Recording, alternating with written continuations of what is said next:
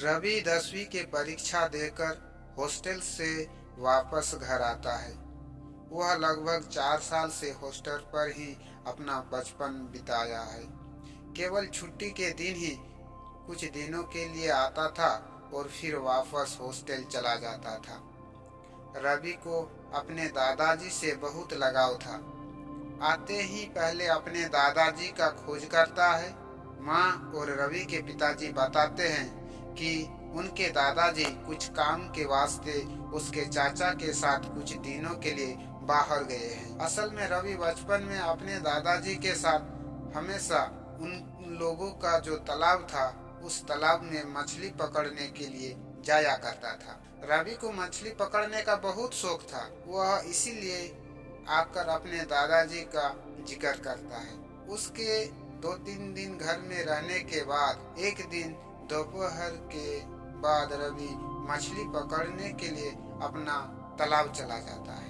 रवि तालाब से लौटते हुए शाम हो जाता है तो रवि के गांव वालों रवि को अजीब नजरिए से देखते हैं और कुछ नहीं बोलते हैं, मानो उनको कुछ बताना चाहते हैं। एक दिन तो देखते हैं कि रवि लगभग रात के 8 बजे अकेले उस तालाब से आ रहे हैं। तो उस दिन रवि को गांव वालों ने अपने पास बुलाते हैं और पूछते हैं कि बेटा तुम्हें पता नहीं है क्या?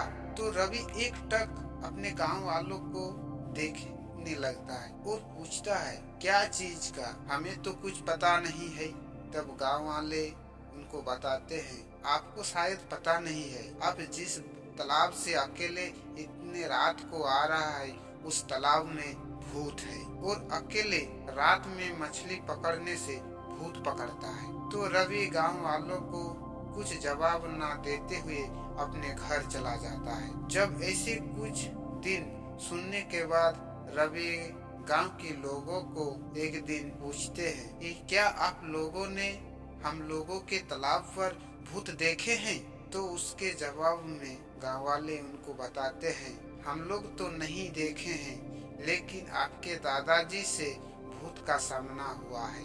यहाँ तक कि चोरों को भी मछली पकड़ते हुए उस भूत का सामना हुआ है। तब रवि आकर के अपने माँ से पूछते हैं क्या हम लोगों के तालाब में भूत है? गांव वाले हम लोगों के तालाब को भूतिया तालाब बता रहे हैं। तो माँ रवि को बताते हैं नहीं बेटा, मुझे तो अच्छी तरह से ये सब नहीं पता है, लेकिन ऐसा ही कुछ थोड़ा थोड़ा सुना है। रवि बता तब रवि चुपचाप अपने पापा के पास चला जाता है। पापा को जाकर के पूछते हैं पापा गांव वाले हम लोगों के तालाब को भूतिया क्यों बता रहे हैं? सच में भूत है? और तो और बता रहे हैं कि दादाजी का सामना भूत से हुआ। तब रवि के पापा रवि को बोलते हैं नहीं बेटा, यह तो मैं भी अच्छी तरह से नहीं बता पाऊंगा। तुम्हारे दादाजी जब लौटेंगे तो अपने दादाजी से ही पूछ लेना। 2-4 दिन के बाद उनके चाचा और दादाजी जब लौटते हैं तो उस रात रवि अपने दादाजी के ही कमरे में चला जाता है और दादाजी के पास बैठता है और पूछते हैं दादाजी सच में भूत होता है क्या? तो दादाजी बोलते हैं किसने बताया?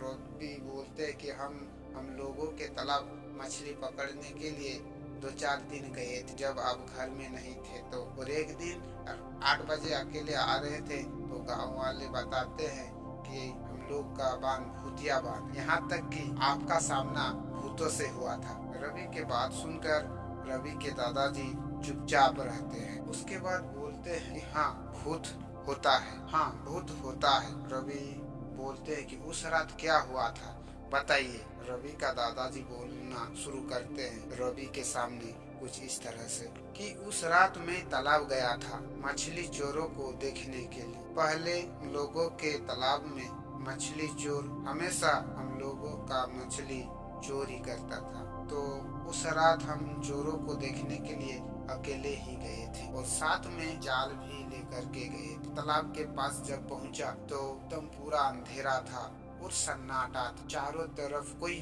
नजर नहीं आ रहा था। जब देखे कोई नहीं है तो सोचे कि आज थोड़ा मछली ही पकड़ लेते हैं। तो जैसे ही मैं तालाब में जाल को फेंका तो तालाब के से कुछ दूर अचानक से एक आग जल उठता है और बुझ जाता है। फिर आसमान में एक आग जल उठता है, बुझ जाता है। उस आग की तरफ जब देखा तो देखा एक काला सा चीज मेरे तरफ आ रहा है और तालाब के ऊपर जो मेरा कपड़ा रखा हुआ था वह जला देता है। उसके बाद अचानक से आकर के मुझे धक्का मारता है और तालाब के कीचड़ में फेंक देता है। पूरी तरह से पूरा घबरा गया था और चिल्लाने लगा था और रोने लगा था। कीचड़ से मेरा शरीर लथपथ हो गया था। मैं किसी तरह भागता हुआ गांव की तरफ दौड़ के चला आया और रोते हुए चिल्लाते हुए बहुत जोरों से। तो मेरा आवाज सुन के गांव वाले दौड़ के बाहर आ गए मेरे पास और आकर के पूछने लगे, क्या हुआ, कहाँ से आ रहे हो इतने रात को। तब मैंने बोला कि हमेशा हमारे तालाब में मछली चोरी हो जाता है, चोर चोरी करके मछली पकड़ के ले जाता है। तो आज मैं वही देखने गया था कि कहीं चोर मछली पकड़ रहा है या नहीं, और साथ में जाल भी लेकर के गया था। तो जैसे ही मैंने तालाब में अपना जाल फेंका तो मेरे साथ यह सब घटना घट गया। एक एक करके सारी घटना बताया। तब गाँव वालों ने बोला कि यह और कोई भूत नहीं है, चोर का ही काम है। रात को देखने ना जाएं, इसीलिए शायद चोर ने ही आपके साथ ऐसा किया है। चलो हम लोग साथ में जाकर के देखेंगे। तब उस तालाब के किनारे जाता है तो जाकर के तब सभी लोग तालाब के किनारे जाते हैं और जाकर के देखते हैं कि अभी भी वहीं रवि के दादाजी का कपड़ा जल रहा है।